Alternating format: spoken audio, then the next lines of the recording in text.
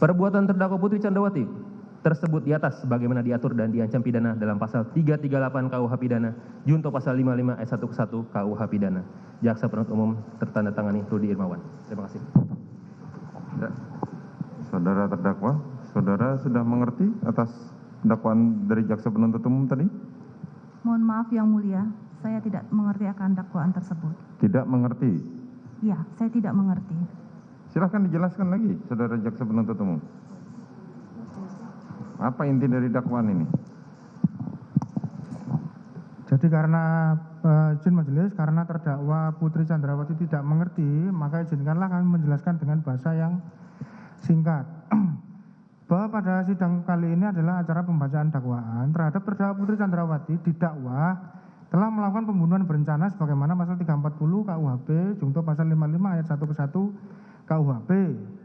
Subsidiar 338. 338 itu pembunuhan biasa, juntunya pasal 55 ayat 1 ke 1 KUHP.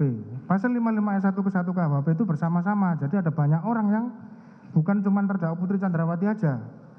Nah, terhadap apa yang diperbuat oleh Putri Candrawati adalah sudah terlihat dengan jelas mulai dari pertama terdakwa Putri Candrawati lah yang menelepon Verdi Sambo.